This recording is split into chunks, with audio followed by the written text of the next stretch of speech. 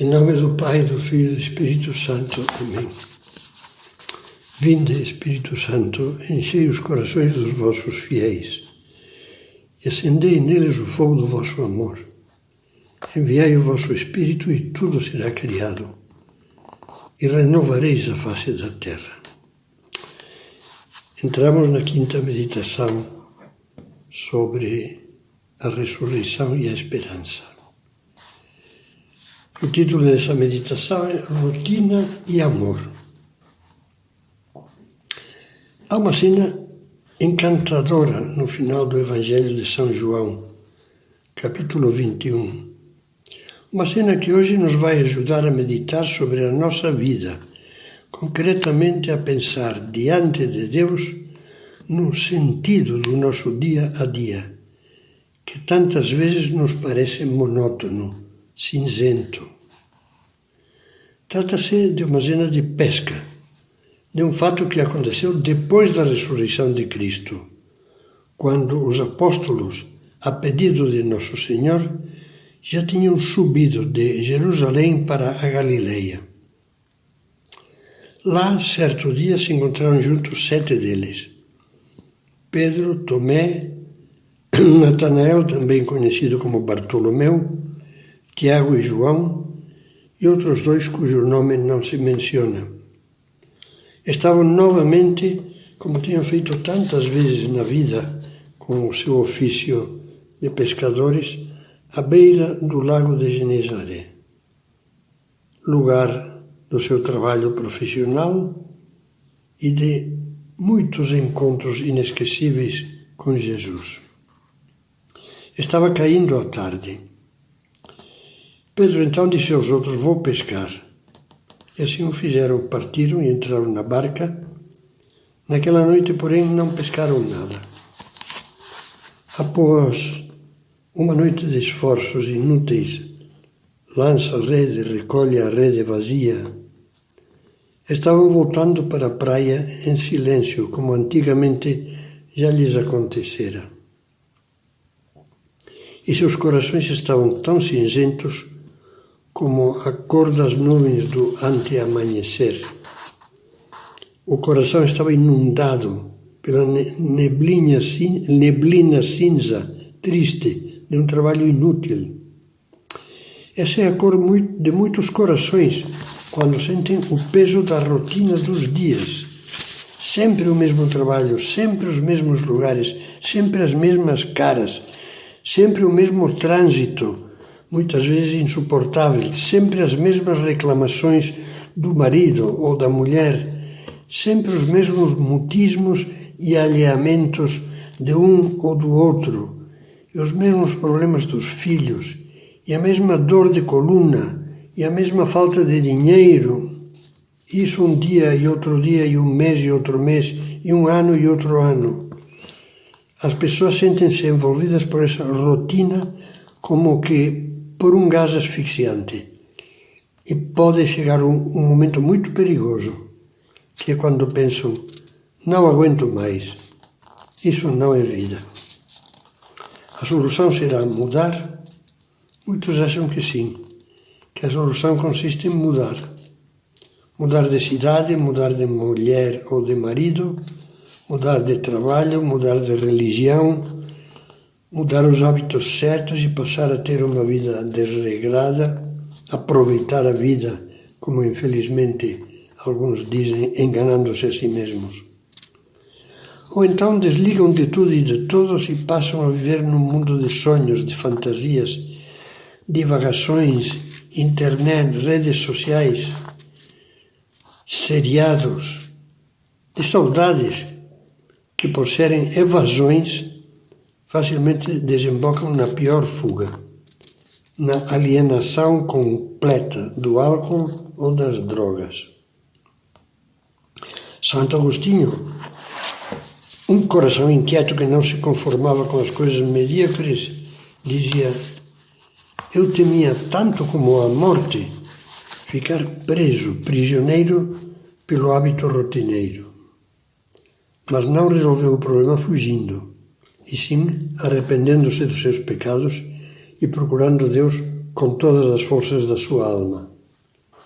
Todos deveríamos ter pavor tanto da rotina asfixiante como da falsa solução da fuga, porque o problema da rotina, contrariamente ao que muitos pensam, não está na repetição continuada das ações e das circunstâncias externas, mas na falta de renovação do nosso coração, do nosso modo de ver e amar as coisas e as pessoas. O mal está exclusivamente dentro de nós, gostemos ou não de reconhecer isso. É muito sugestiva a esse respeito aquela reflexão de Chesterton, no livro Ortodoxia, sobre o inglês que, entediado de morar sempre no mesmo lugar, queria procurar novas terras. Viajou, buscou, no fim avistou uma terra que o atraiu. Começou a internar-se nela e seu coração bateu. Aquela era a terra dos seus sonhos, mas não demorou a perceber com surpresa que acabava de pisar de novo o chão da Inglaterra. Algo parecido acontece conosco. Não precisamos ir atrás de outras ilhas. Basta ficarmos na nossa vida real, mas vendo e vivendo-a com frescor de novidade. Isso é o que Jesus nos ensina. Voltemos então à nossa cena de pesca. O Evangelho de São João, no capítulo 21, após falar da pesca fracassada, continua a contar. Ao romper o dia, Jesus apresentou-se na margem, mas os discípulos não o reconheceram. Jesus disse-lhes então: Rapazes, tendes alguma coisa que comer? É impressionante verificar que Jesus ressuscitado apresenta-se aos apóstolos humano, afetuoso, familiar, não com uma espécie de majestade gloriosa e distante. Fala familiarmente: rapazes, moços, pergunta-lhes se tem algo que se possa comer. Ele quer mostrar-nos que depois da ressurreição, portanto agora, quer viver junto de nós mais do que nunca como um amigo muito próximo, compreensivo, humano, inseparável.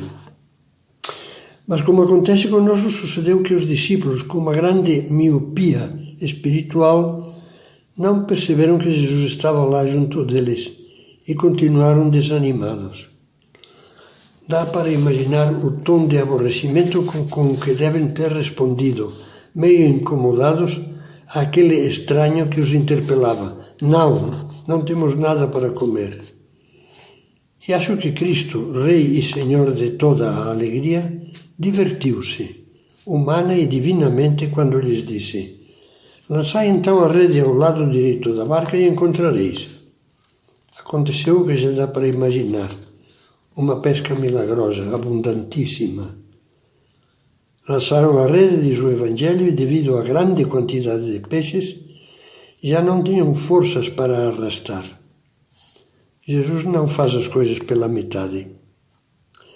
Ao ver aquele milagre, João disse a Pedro: É o Senhor. João, o discípulo amado, foi o primeiro para ter sensibilidade, para perceber que aquele desconhecido era Jesus, e avisou ao patrão da barca, Pedro. E o bom Pedro, o Pedro emotivo e impulsivo que todos conhecemos, deu uma de Pedro. Simão Pedro, ao ouvir que era o Senhor, apertou o cinto da túnica, porque estava sem mais roupa, e lançou-se à água.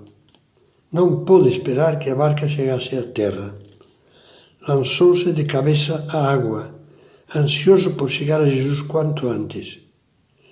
Pouco depois chegaram os outros na barca, arrastando a rede cheia. E o que encontraram? Preste bem atenção. Vocês acham que encontraram Jesus hierático, sentado numa cátedra de marfim, dizendo-lhes: Vamos deixar-nos de coisas banais, materiais. Agora que me reconheceram ressuscitado, vamos falar no que importa, das coisas celestiais, de coisas elevadas, só das coisas espirituais, as únicas que contam. Vocês acham que foi assim? É claro que não. Todos sabemos que foi bem diferente. Veja o que diz o Evangelho. Ao saltarem em terra, viram umas brasas preparadas e um peixe em cima delas e pão.